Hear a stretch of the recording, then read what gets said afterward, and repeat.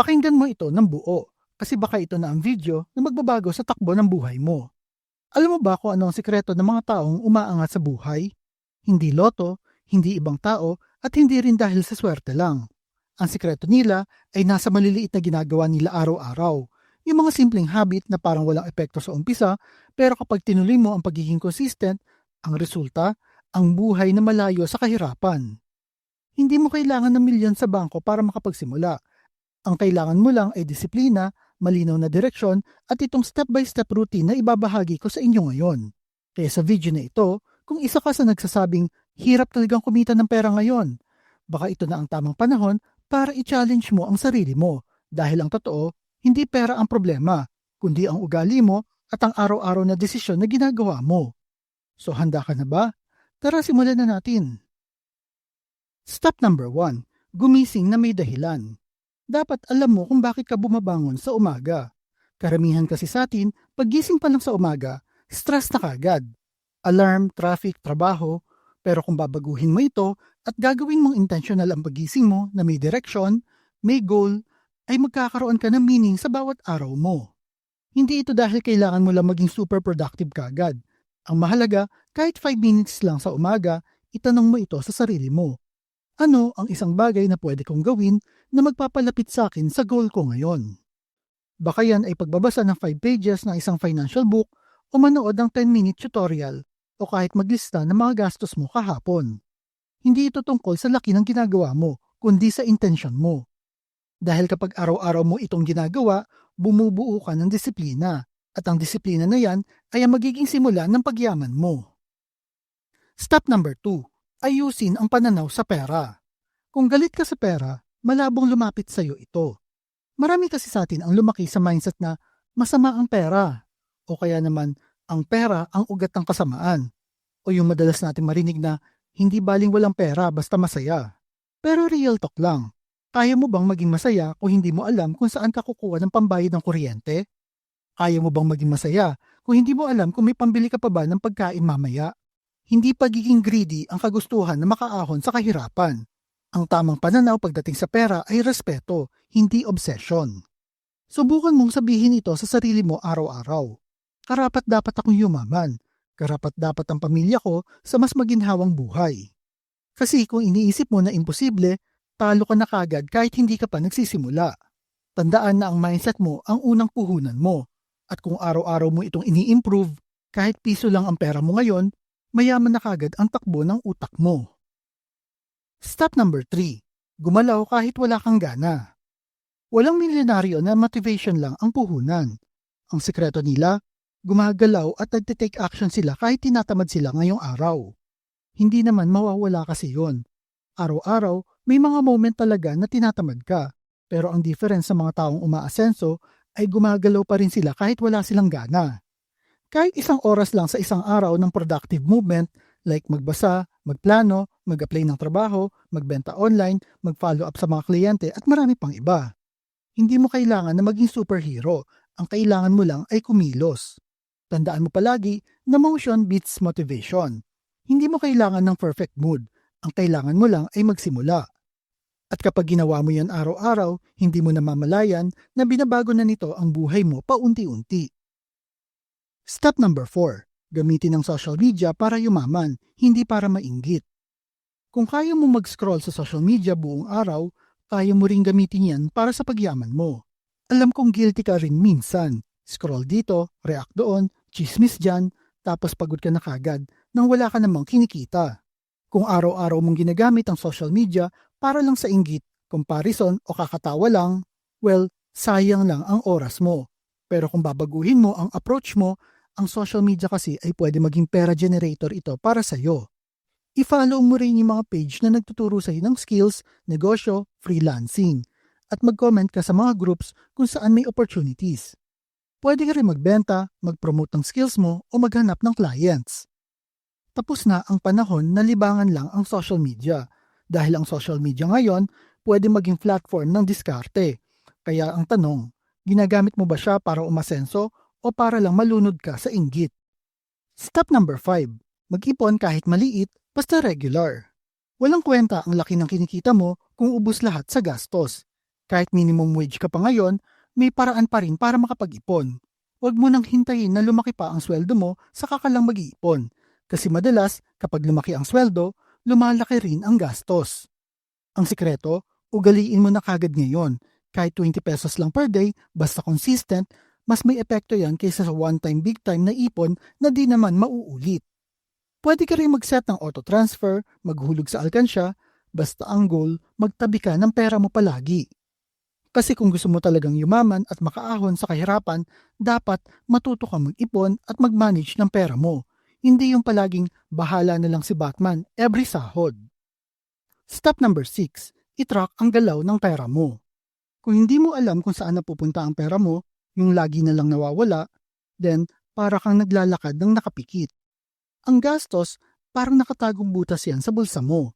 Hindi mo alam, ubus na pala ang pera mo. Kaya mahalaga na araw-araw kahit sandali lang, i-track mo ang income at expenses mo. Hindi mo naman kailangan ng magandang app, kahit notebook lang sapat na yan.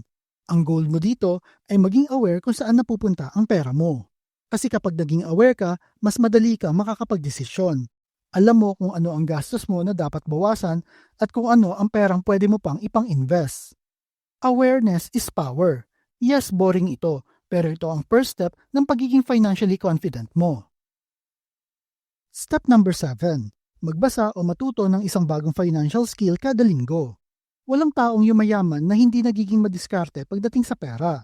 Hindi mo kailangan maging CPA, pero kada linggo, pwede ka namang matuto kung paano mag-budget, paano mag-invest, o ano yung mutual fund, ano ibig sabihin ng inflation at marami pang iba.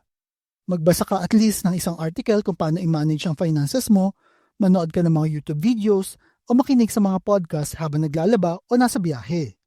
Ang importante, pinapalawak mo ang utak mo pagdating sa pera. Ganito kasi yan. Ang pag-manage kasi ng pera ay parang isang laro yan. Kapag alam mo ang larong nilalaro mo, mas may chance ka na manalo. At kung araw-araw mo itong ginagawa kahit hindi mo napapansin, nagiging ibang klase na ang takbo ng isip mo. At sa ganyan nagsisimula ang pagkakaroon ng mayaman mindset. Step number 8. Maghanap ng extra income kahit gaano pa kaliit. Kung isa lang ang source of income mo, then delikado yan. Isipin mo na lang, paano kung nawalan ka ng trabaho? Paano kung may emergency? Kaya importante na kahit maliit, merong kang side income. Pwedeng online selling, content creation, basic graphic design, tutorial, pag-aalaga ng aso, o paglalako ng pagkain. Walang nakakahiya sa kagustuhan mong kumita ng extra. Ang mas nakakahiya, yung puro ka reklamo pero wala kang ginagawa. At ito pa, isang bonus. Pag araw-araw mong pinagtuunan ng pansin ang extra income mo, pwede maging full-time income yan balang araw. Marami ang kwento ng mga taong dating racket lang ang ginagawa pero naging negosyo na. Pwede rin yan mangyari sa'yo, basta hindi ka lang susuko. Step number 9. Iwasan ang one day, someday mentality. Yung salitang bukas na lang ay ang number 1 killer ng success. Laging may dahilan para hindi pa ngayon gawin. Kesyo pagod, may gastos, o may ibang inuuna.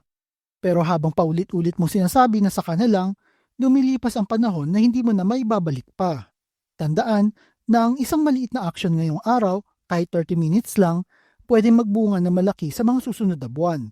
Ang problema, mas pinipili kasi ng karamihan ang maging comfortable ngayon kapalit ng hirap sa future nila. Kaya ang dapat mong gawin araw-araw ay paalalahanan mo ang sarili mo. Hindi ko kailangan ng perfect timing para magsimula. Ang kailangan ko lang ay magsimula kagad.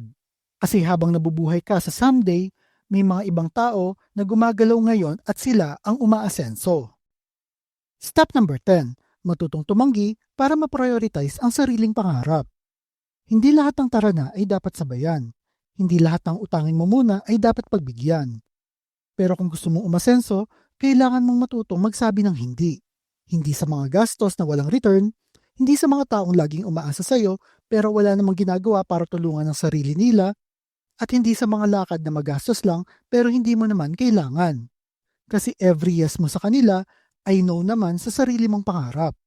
Araw-araw talaga may tukso na ililihis ka sa plano mo. Pero kapag malinaw sa'yo ang mga goals mo, mas madali kang makakatanggi. Kapag natutunan mong i-prioritize ang sarili mong future, doon ka talaga makakabawi sa buhay mo. Step number 11. I-journal ang progress mo araw-araw. Minsan, hindi mo na alam kung gaano kalayo ang narating mo kasi hindi mo ito sinusukat.